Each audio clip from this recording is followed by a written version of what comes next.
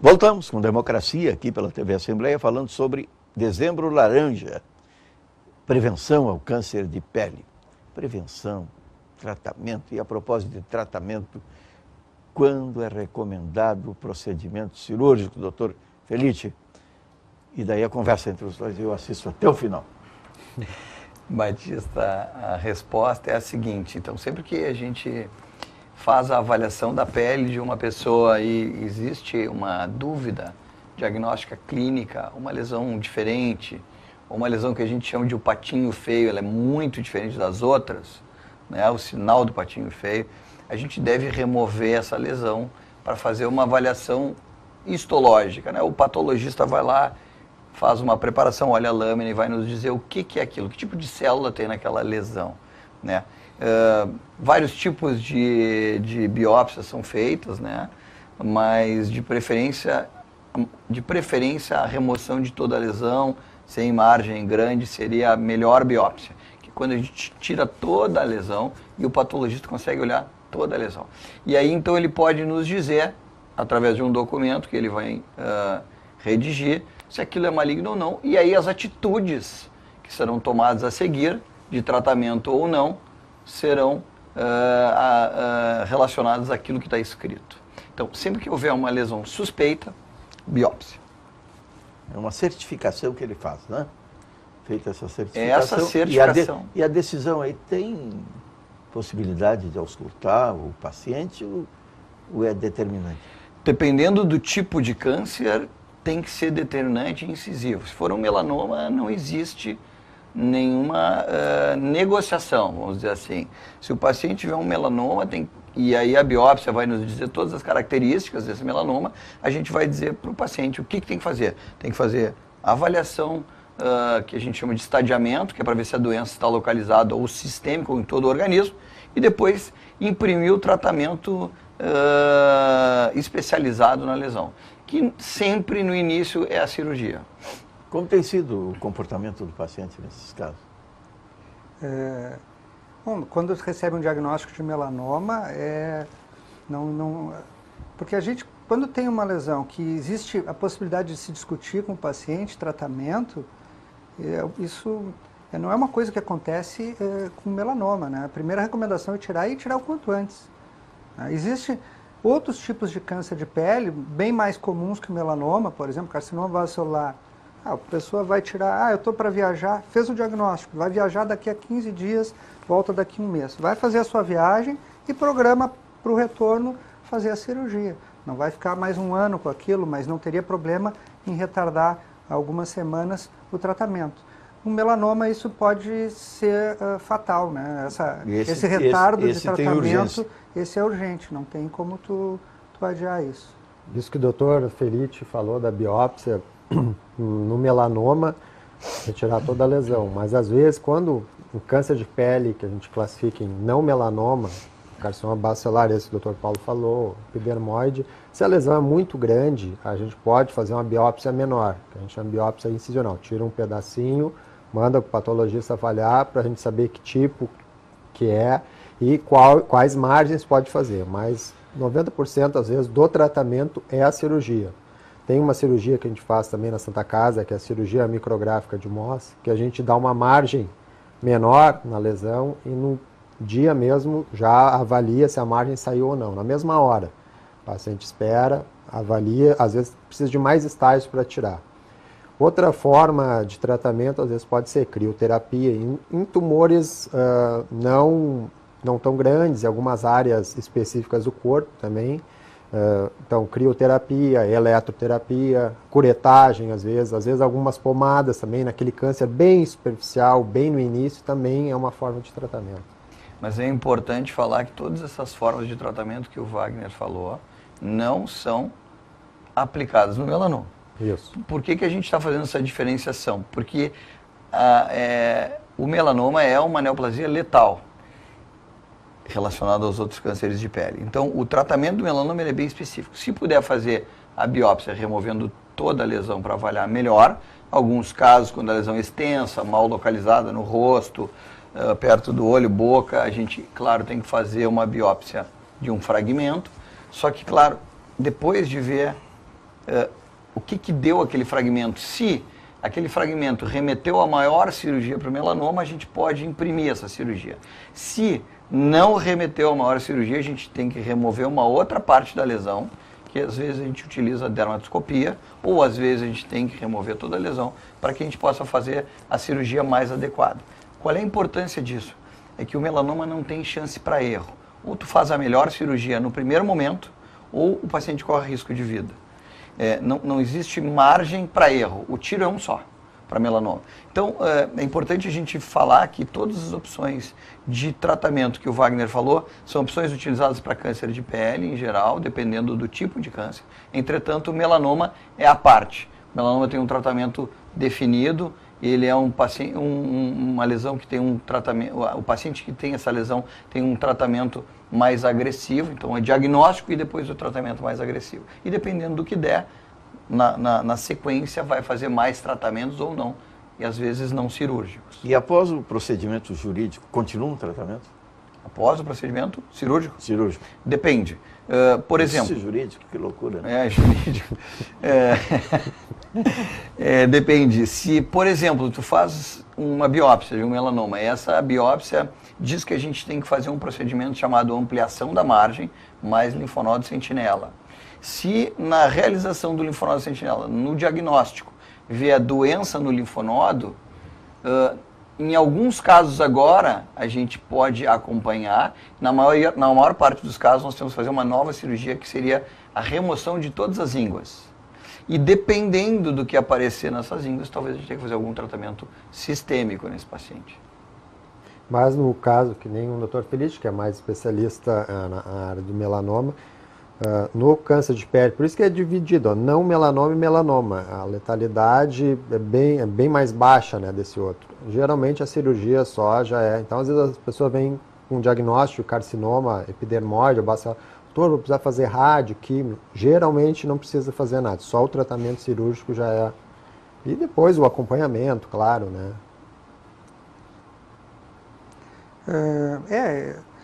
Essa divisão é bem clara. A classificação melanoma e câncer de pele não melanoma. Então, todas as campanhas, na verdade, a preocupação dos órgãos de saúde, da Sociedade Brasileira de Dermatologia, é em relação ao tratamento ou à detecção do melanoma, porque esse é o que realmente é letal e que toda a chance do paciente é estar na detecção, quanto mais cedo, melhor, detectar esse câncer. Os outros que eu estava comentando, que a gente está falando do carcinoma basocelular, que é o mais frequente, e em segundo lugar, o carcinoma epidermoide, são lesões passíveis de tratamento, uma coisa muito mais tranquila, somente cirurgia, como o Dr. Wagner falou, não existe normalmente não se faz quimioterapia, radioterapia, isso só para casos bem específicos de Só a remoção cirúrgica. A remoção cirúrgica é o grande, mais de 90% das vezes, com certeza. É o instrumento que tem toda a eficácia, né? O diagnóstico precoce, ele não só ajuda o paciente, como também ajuda a diminuição de custos, porque o paciente que tem doença avançada, melanoma, isso gera um custo muito grande para as operadoras, para o Estado, para o país, porque os tratamentos sistêmicos utilizados na tentativa de salvar aquela vida são extremamente onerosos para o sistema. Então, não só é excelente fazer diagnóstico precoce do ponto de vista de ter mais cura, mas como para diminuir custos para o sistema de saúde como um todo. Eu tenho dito sempre que não existe sistema melhor no mundo que o SUS. Né? O SUS abarca tudo isso, se necessário, né? Nos últimos anos têm surgido medicamentos que são chamados medicamentos biológicos e estão sendo utilizados muito em câncer, né? E, inclusive alguns estão sendo utilizados em melanoma, mas realmente são muito onerosos. Até para citar um exemplo de uma pessoa pública que foi detectado melanoma em 2015, é o ex-presidente Carter. Ele fez tratamento, ele tinha melanoma metastático, metástase cerebral, e ele está até hoje aí, ele fez tratamento, usou medicamento biológico com regressão dessas metástases. É um homem de cerca de 90 anos. É em torno disso, é mais de 90 ele tem. Mas o SUS não contempla esses tratamentos novos. Este tratamento novos novo, não. né? Não. E muitas operadoras ainda também não. Não contempla por quê? Considerado em Custo fase muito- experimental custo ainda? muito- Não, comprovado. Resultados comprovados. Custo muito alto, né? Custo muito alto. Alto mesmo. Existem medicamentos que 4 doses é R$400 mil. 4 doses, que é um dos tratamentos. E tem outros que é assim, 20... A soma de, por exemplo, 2 medicamentos que agora comprovadamente funcionam juntos é mais ou menos uns de 45 a 60 mil reais mês, sem tempo para parar. Quer dizer, isso em termos de população brasileira, nós teríamos 0,1%, talvez, né? Então, é um exagero aqui, o custo é muito alto, né? Mas é absolutamente inacessível. E isso é uma coisa que hoje se discute muito, que é a tentativa de melhorar o acesso das pessoas a essas drogas, né? Porque em torno de 15% das pessoas com melanoma vão ser metastáticas, mais ou menos. Então, essas pessoas vão se beneficiar dessas drogas, né? Só que se elas não tiverem acesso... Elas são pós-ato cirúrgico? Pós-ato cirúrgico. Para a gente determinar quem vai precisar, a gente tem que operar para ver aonde essa doença está. A não ser que esse paciente chegue com o diagnóstico de melanoma e tu faça o estadiamento, que é aquilo que eu falei, que é a avaliação do corpo inteiro, e já se determine que ele tem doença nos órgãos. Daí, a gente tendo um diagnóstico de melanoma, uma biópsia, né? A gente pode lançar mão da utilização do tratamento sistêmico. Nos outros pacientes, a gente, por exemplo, agora, foi comprovado fora do Brasil, que as drogas podem ser utilizadas de maneira adjuvante. O que seria isso? Tu opera e dependendo do que tu tem, tu pode utilizar a droga para melhorar a sobrevida do paciente. Então ele não tem doença em todos os órgãos, ele tinha, por exemplo, num linfonodo, e tu pode usar a droga. Então a cirurgia é necessária para dizer naquele linfonodo tem, para eu poder estar autorizado a usar. Mas no Brasil a gente não tem ainda essa aprovação. Esse cenário não existe no Brasil. Essas drogas foram aprovadas para doença nos órgãos, sistêmica, né? Metastático a gente chama. Seria uma forma também preventiva, né? Não preventiva, né? Na verdade, seria tratamento que a gente chama Tratamento objetivando o prolongamento da vida. Isso. Na verdade, a gente chama de adjuvante porque existem células, às vezes, no paciente, que são células que a gente não enxerga, que chama doença subclínica. Essa doença, a gente não consegue mensurar pelos exames convencionais. Nenhum exame. Então, faz a utilização da droga para que essa droga consiga atuar nessas células que a gente não enxerga. Seria para aumentar a chance É uma espécie cura, de ação invisível. Isso aí, é uma ação. Seria para aumentar a chance de cura do paciente, que é mesmo esse que já tem linfonodo, talvez tenha algum risco de não estar curado, seria uma maneira de tu aumentar a chance de cura desse paciente. Ou de controle da doença enquanto estiver usando a medicação. Né? Por causa de tudo isso que a gente está discutindo, a gente tanto bate na tecla da prevenção, né? A Sociedade Brasileira de Dermatologia, daqui seccional do Rio Grande do Sul, essa semana promoveu, fim de semana, em todo o Rio Grande do Sul, no interior, aqui em Porto Alegre, uma campanha que tem todo ano, né, de prevenção, que as pessoas vão lá, a gente tenta detectar câncer de pele, mas vá então, o seu dermatologista, vá no posto de saúde para que tudo isso não precisa, a detecção precoce. Para uma simples cirurgia, às vezes, é curar o problema da pessoa, né? Não esperar todo esse E a demanda vem desenrolar. crescendo de ano para ano? Vem, cada vez mais, crescendo, apesar de toda a informação, a gente sabe que o sol cada vez mais forte, o pessoal com todo, que nem eu citei no bloco anterior, a gente vai na praia, tu vê, geralmente as mulheres tomando aquele banho de sol ali, né, sem se preocupar com o futuro, que quem acompanha sabe que principalmente na área do melanoma, é uma doença realmente que pode matar até o pessoa jovem. A gente, falando em campanha de prevenção, esse ano é o 14º ano que o Grupo Brasileiro de Melanoma, da qual eu faço parte da diretoria, promove aqui no Rio Grande do Sul uma campanha na beira da praia, que a gente vai lá, na verdade começa no início do verão, eu tenho uma associação com o Sesc, então o Sesc distribui panfletos para orientar, fazer a conscientização.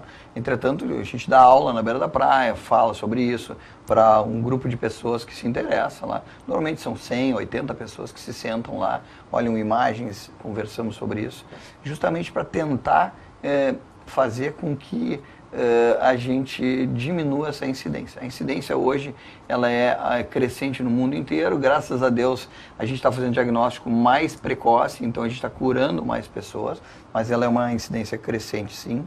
E dessa maneira, fazendo prevenção primária, que é a conscientização, e prevenção secundária, que é o diagnóstico precoce, a gente vai tentar, se Deus quiser, diminuir essa mortalidade dessa doença, que é muito importante no mundo inteiro.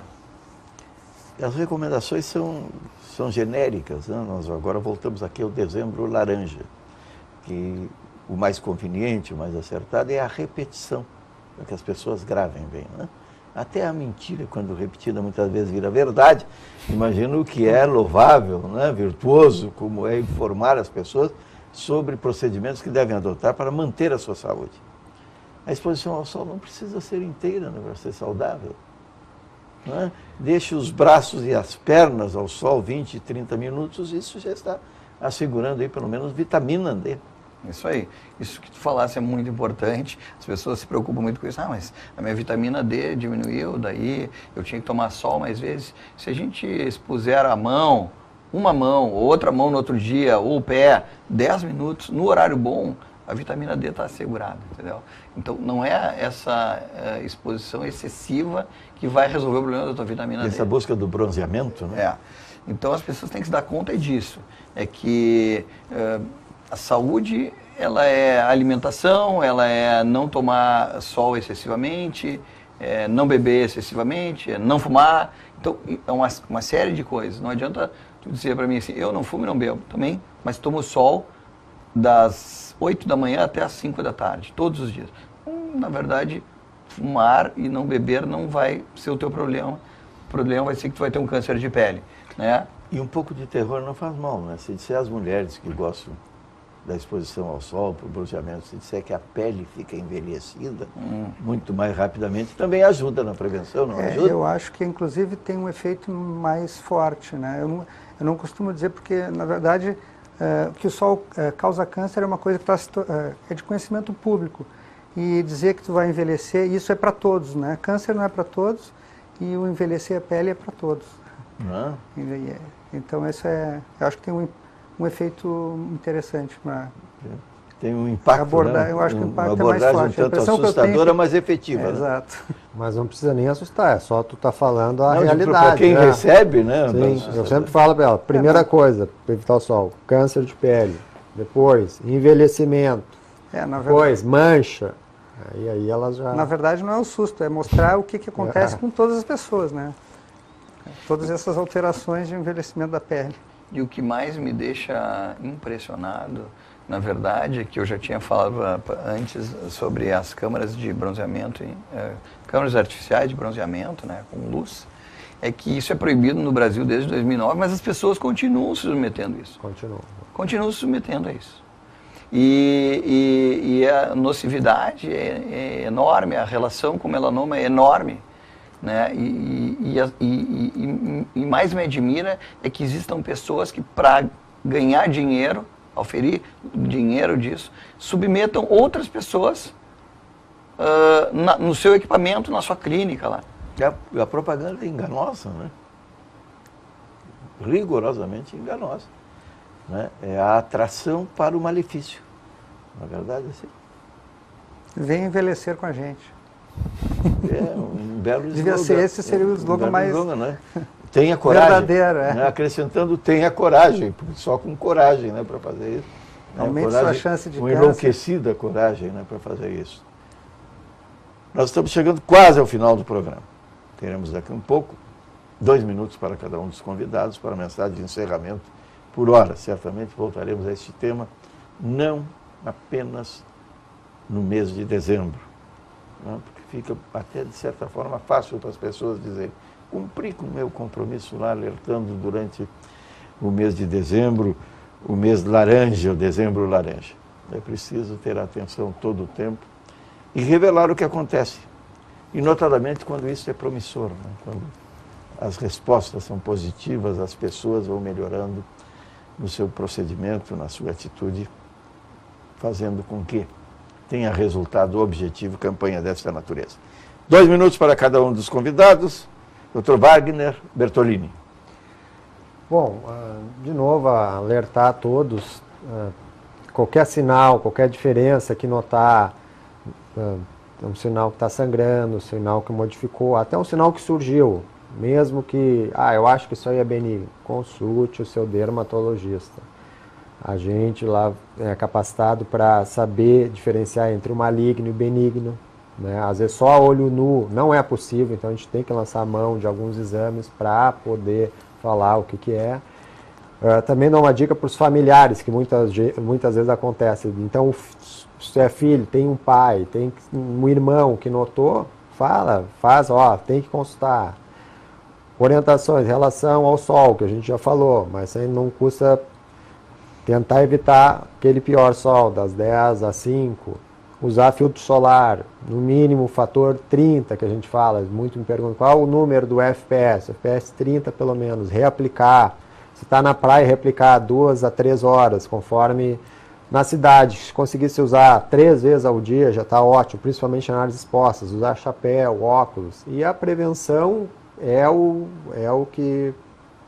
mais importante, para depois não deixar chegar numa coisa mais... Eu quero aproveitar ainda o seu avançada. tempo aqui para essa pergunta exatamente sobre o fator, o protetor solar, né? Vulgarmente chamado protetor solar. Não basta apenas o fator 30? Não, o fator 30... Ele é dável, digamos assim, mas eu já vi que o fator 30 resolve, que as pessoas não precisam assim dizer: eu quero 40, 50, sei lá até onde vai.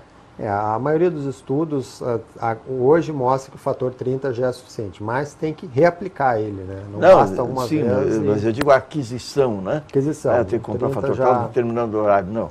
O que precisa, sim, é a frequência. Frequência. Né? Assegurar a frequência, isto é, eu coloquei às 9 horas da manhã, eu vou fazer uma recolocação ao meio-dia. Se continuar exposto ao sol, eu vou fazer outra às 15 horas, embora não seja o horário recomendável. Sim, isso Não é é? perfeito. Então é a repetição, Repetição. mas não a alternância de fatores de numeração, não é isso? Não. Muito obrigado, Dr. Wagner Bertolini, dermatologista, representando a Sociedade Brasileira de Dermatologia, seccional do Rio Grande do Sul, aqui no Democracia, pela TV Assembleia. Dr. Paulo Ricardo Martins de Souza. Bom, acho que ressaltar quem mais precisa proteção, né? As crianças e adolescentes são, volto a dizer, que tem um risco muito grande.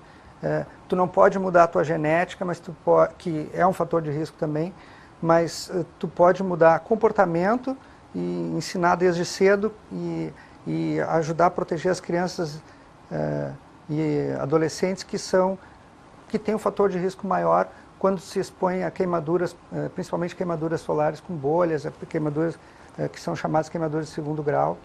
As pessoas de pele clara, em geral, são as que mais desprotegidas estão, né? A gente não vê melanoma em pessoa de pele escura, são formas diferentes de melanoma, né? A pessoa, quanto mais morena em relação à proteção do sol, melhor a qualidade da pele para proteção, né? Então, e ao contrário, no nosso meio a gente vê muito pessoas de origem italiana, alemã, origem europeia, que são quem tem uma chance maior de ter melanoma e todos os outros cânceres de pele também, e de envelhecimento da pele também, que a gente vê que pessoas de pele mais morena envelhecem, têm um aspecto menos envelhecido da pele.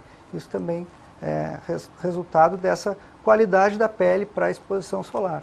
É chamada pele mais esticada, né? Que permanece por mais tempo. Ela não sofre não é essa tanto, feita artificialmente. Não né? sofre tanto as alterações que a gente vê em pessoas de pele mais clara, né? Muito obrigado, Dr. Paulo Ricardo Martins de Souza, que é mestre em Ciências Médicas pela Universidade Federal do Rio Grande do Sul e doutor em Saúde e Comportamento pela Universidade Federal de Pelotas. Dr. Felice Riccardi.